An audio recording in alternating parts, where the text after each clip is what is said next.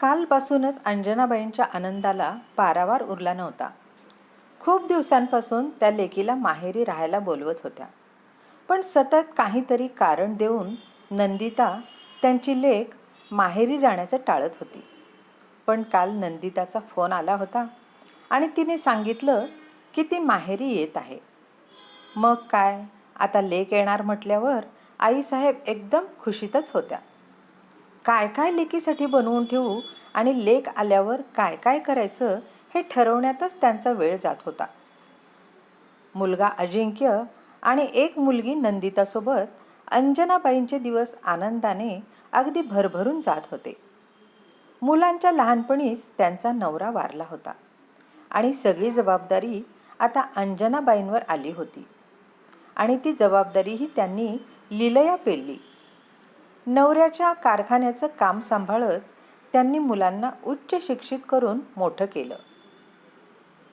अजिंक्यचं लग्न होऊन सून अपर्णा घरात आली आणि नंदितासाठीही नात्यातल्याच एका नंदेच्या मुलाचं स्थळ आलं.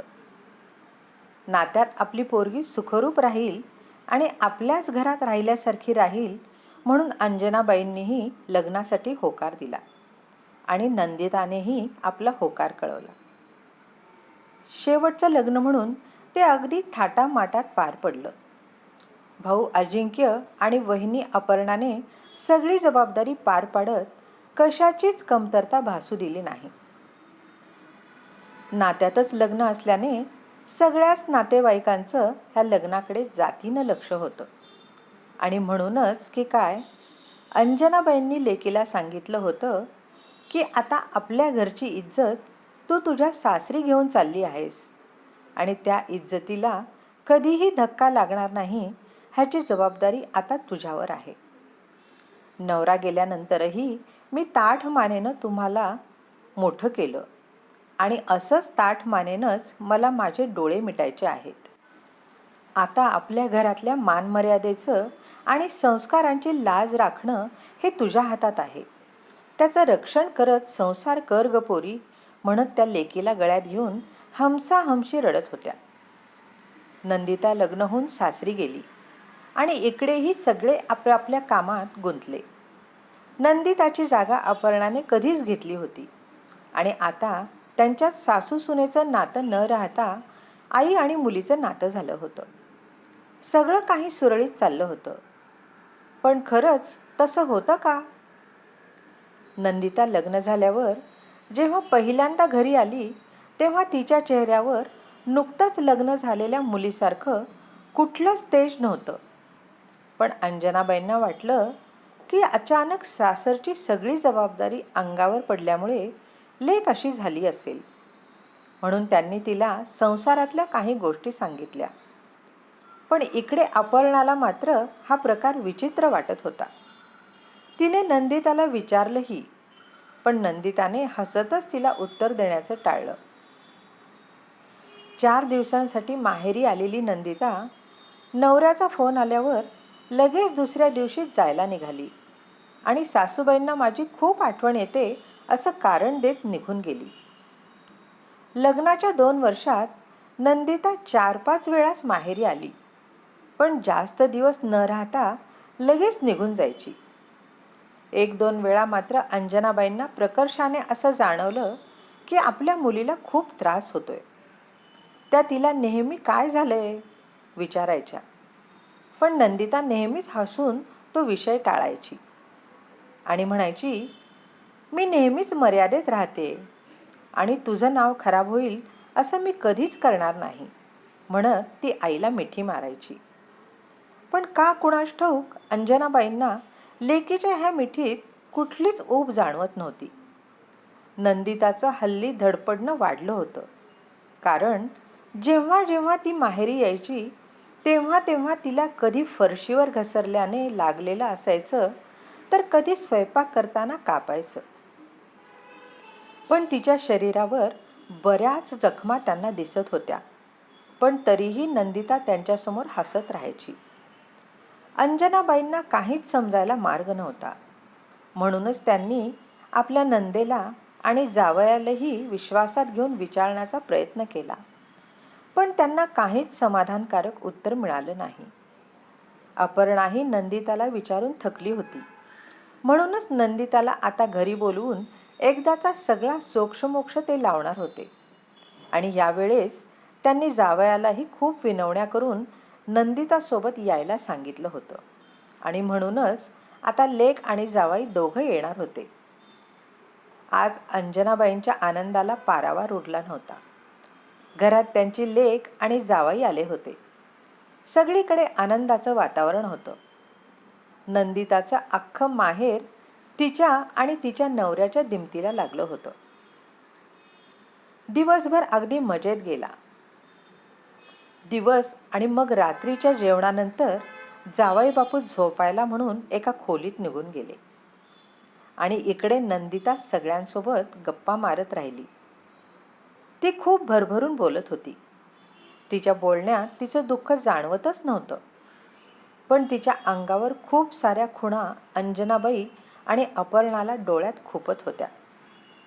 रात्र खूप झाली होती म्हणून थोड्या वेळाने नंदिताही झोपण्यासाठी निघून गेली. सगळे झोपायला गेले आणि अंजनाबाईंना आठवलं की जावई बापूंच्या खोलीत पाण्याचा तांब्याच ठेवला नाही. लेक आत्ताच गेलीये, तिला उठून पटकन पाणी द्यावं म्हणून त्यांनी पाण्याने भरलेला तांब्या आणि पेला घेत त्या जावई बापूंच्या रूमच्या बाहेर आल्या. दारावर थाप मारणारच होत्या की तेवढ्यात त्यांना नंदिताच्या रडण्याचा आवाज आला. म्हणून त्या हात खाली घेत तिथेच ऐकू लागल्या. झालंय ना तुझ्या मनासारखं, तर मग उद्याच्या उद्या निघूया. काय कारण सांगायचं तुझं तू बघ, कळालं का? म्हणत बहुतेक जावई बापूंनी नंदिताचा हात पिरगळला असावा. कारण नंदिताच्या बांगड्यांचा आणि पाठोपाठ तिच्या कळवळण्याचा आवाज आला आणि जावई बापूंच्या हसण्याचा. आता उद्याच्या उद्या काहीतरी बहाणा करून तेवढे 5 लाख रुपये घे, मगच तुला सासरी श्वास घेता येईल. नाहीतर माहिती आहे ना मी काय करेन. म्हणत त्यांनी काहीतरी केलं आणि नंदिता परत कळवळली. अंजनाबाईंनी डोळे खाडकन उघडले. तिथून निघून येत त्या विचार करू लागल्या. इतक्यात जेव्हा जेव्हा नंदिता आली तेव्हा तेव्हा ती काही बाही कारण सांगून आपल्याकडून पैसे घेत राहिली. आपल्याला काहीच कसं लक्षात आलं नाही? जावई असा असेल हे लक्षात कसं आलं नाही आपल्याला? म्हणून अंजनाबाई रडू लागल्या. रात्र संपून पहाट झाली आणि नंदिताने कारखान्याचं काम आहे म्हणून पैशांचा विषय काढला आणि सोबत अचानक काहीतरी काम आलंय, आम्ही आजच निघणार आहोत असंही सांगायला ती विसरली नाही. निघण्याची तयारी झाली आणि अंजनाबाईंनी अगदी खणखणीत आवाजात सगळ्यांना सांगितलं, माझी मुलगी आता तुमच्याबरोबर नांदायला येणार नाही. सगळेच अवाक होऊन पाहू लागले. तशा त्या बोलू लागल्या, मी काल तुमच्या दोघांचं बोलणं ऐकलं आहे आणि मला वेडीला काल समजलं की माझी मुलगी आजकाल एवढी धडपडी कशी काय झाली आणि तिच्या शरीरावर एवढ्या खुणा कशा आल्या. पैशांसाठी माझ्या मुलीचा छळ करायला, तिला मारायला तुम्हाला लाज नाही वाटली का? म्हणत अंजनाबाईंचा आवाज घरभर घुमत होता. आईचं सगळं ऐकून आता नंदिताचाही बांध फुटला आणि ती हमसाहमशी रडू लागली. तिने तिचा होणारा सगळा छळ सांगितला. जावयाने मध्ये बोलायचा प्रयत्न केला, पण अंजनाबाई म्हणाल्या, जावई बापू, आता नंदिताच्या शरीरावरच्या सगळ्या खुणांचा तुम्हाला जाब द्यायचा आहे, तेही कोर्टात. निघा आता. अंजनाबाईंनी नंदिताला विचारलं, तू मला हे सगळं आधी का नाही सांगितलंस? तर नंदिता म्हणाली, आई तू म्हणाली होतीस ना की आता आपल्या घरची इज्जत तू तुझ्या सासरी घेऊन चालली आहेस आणि त्या इज्जतीला कधीही धक्का लागणार नाही ह्याची जबाबदारी आता तुझ्यावर आहे. अंजनाबाईंनी रडतच लेकीला मिठीत घेतलं आणि म्हणाल्या, घरची मर्यादा सांभाळण्यासाठी तू इतकं सहन केलंस पोरी. पण तुला जर काही झालं असतं तर त्या मर्यादेचं मी काय केलं असतं? 4 लोक समाज बोलतील म्हणून मी तुला तसं सांगितलं होतं. पण मला आता कळून चुकलंय की तूच राहिली नाहीस तर त्या समाजाचं मी काय करणार.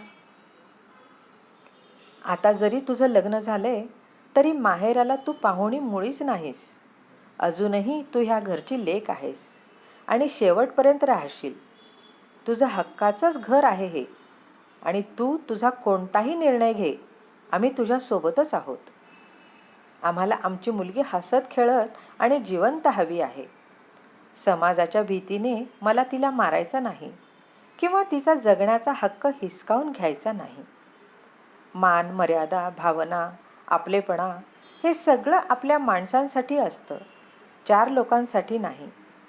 आणि आता मुलीचं लग्न करून देऊन आपली जबाबदारी संपली ह्या विचाराला फाटा देत मीच स्वतःमध्ये बदल करणार आहे. आणि मीच का? हा असं बदल ज्यांच्या घरात मुली आहेत त्यांना महत्त्वाचाच आहे. मुलगी ही ओझं नव्हे की जिचं लग्न करून दिलं आणि त्या ओझ्याला झटकलं. मुलगी ही खळाळता उत्साह आहे जी 2 घरांना टवटवीत करते. आता बदल हवाच, कारण मला माझी लेक समाजापेक्षाही जास्त प्रिय आहे म्हणत त्या दोघी गळ्यात पडून रडू लागल्या. माहेरच्यांनी मुलीच्या संसारात हस्तक्षेप करू नये हे मान्य. मुलीला तिचा संसार करू द्यावा, तिच्या चुकाही नक्की सांगाव्या, पण एवढंही आंधळं बनू नये की ते आपल्या मुलीच्या जीवावर बेतेल, नाही का? रसिक श्रोते हो, ही कथा तुम्हाला आवडली असेल तर लाईक करा, शेअर करा, सबस्क्राईब करा आणि एक गोड कमेंट द्यायला विसरू नका. जय श्रीराम.